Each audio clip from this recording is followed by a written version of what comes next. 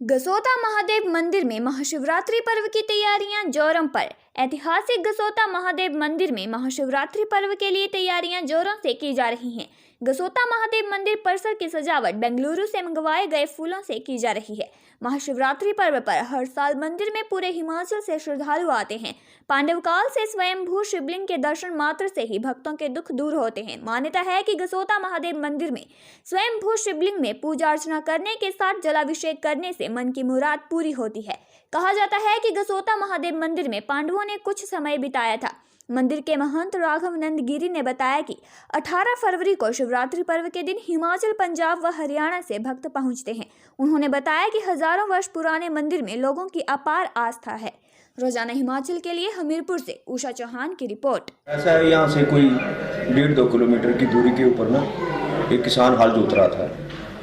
ये पुरानी बात है, काफ़ी कोई 1500-1600 साल की बात है। तो जब वो हल जोत रहा था तो उसी हल की नोक से एक पत्थरनुमा नीचे से निकला और वो कहते हैं कि थोड़ा सा उसमें जल रूपी तो खून की धारा छोटी छोटी थी और उसने अपने सारे ग्राम के बीच में जा कर के लोगों को जगाया कि देखो ये एक बड़ी आश्चर्य की बात हो गई है, आओ देखो। तो उन्होंने देखा तो ये पत्थरनुमा था और उन लोगों ने एक पालकी बनाई। पालकी के बीच में उसको नीचे से धोया, एक बड़ी भक्ति थी और उसके बीच में धो करके वो ले आए सारे लोग उठा करके।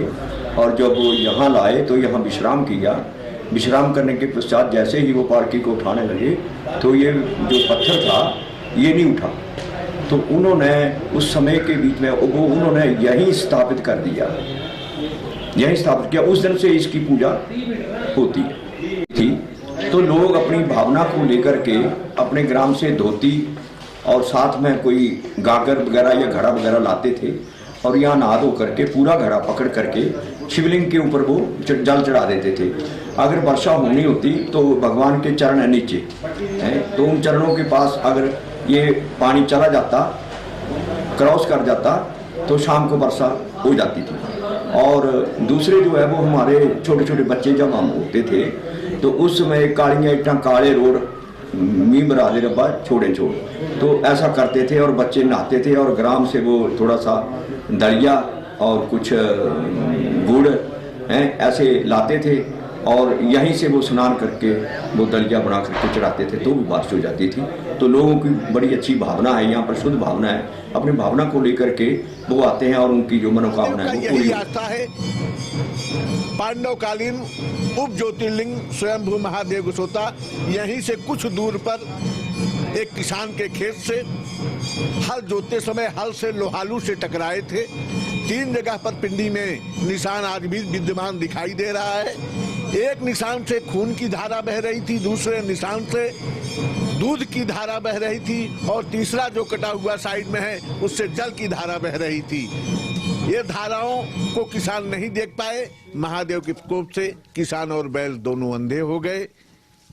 जब लोग वहां पहुंचे, जिनके घर के किसान बैल थे, वो देखे कि इनकी ज्योति चली गई है। ऐसी नीचे देखे तो पिंडी ऐसी घटना देखकर जहां बैल सब रुके हुए थे, सभी ने अरदास किया, बड़ी प्रार्थना की, बहुत लोग जुट गए।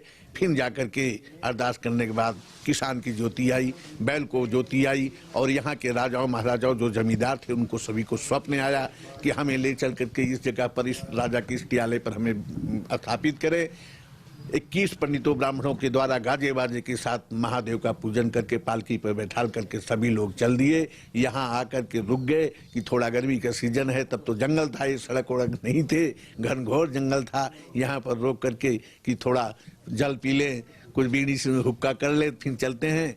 रख करके जब ये लोग किए, जब दोबारा महादेव को पालकी उठाना चाहे तो महादेव यहाँ से टस से मस नहीं, लाख कोशिश के बावजूद महादेव यहाँ विराजमान हुए और यहाँ के लोगों को, जमींदारों को, राजाओं को स्वप्न में दिए कि अब हमारी यहीं व्यवस्था करो, हम यहाँ विराजमान हो गए हैं। उसके बाद जो यहाँ के जमींदार थे, शक्तिशाली थे, उन्होंने यहाँ जमीन दिया। 550 कैनाल जमीन महादेव के नाम पर आज भी है और संपूर्ण सुख सुविधाओं महादेव स्वयं क्षेत्र के सभी की वरदायिनी है, सभी पे कृपा किए। जिसको संतान नहीं थी उसको संतान पुत्र प्राप्त हुआ।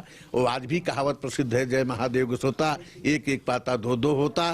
तो सभी के मनोकामनाओं की पूर्ति करने वाले स्वयंभू महादेव गोसोता के कोटि कोटि प्रणाम करते हुए हम इनके गुणों का वर्णन नहीं कर सकते हैं, लेकिन जो ऐतिहासिक हजारों वर्ष पुराना इतिहास है उसी का हम सूक्ष्म वर्णन आपसे किए। बोलिए गोसोता महादेव।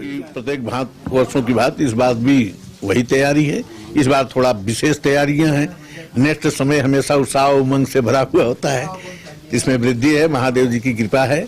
और महादेव के चरणों में कोट कोट नमन करते हुए महाशिवरात्रि की महा तैयारी चल रही है।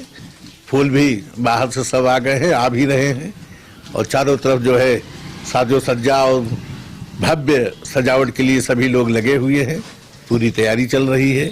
आने वाला 18 फरवरी दिन शनिवार को यह भव्य जो महाशिवरात्रि का पर्व है, जिसमें दूर दराज से पूरे हिमाचल प्रदेश से ही नहीं, जो नदी की जितने भी छूते हुए राज्य हैं, हरियाणा हुआ, पंजाब हुआ, दिल्ली से भी यहाँ असंख्य संख्याओं में भक्त लोग आते हैं जय जयकारा करते हुए महादेव का दर्शन। और एक लोटा जल हर कष्ट का हल है, हर समस्या का हल है।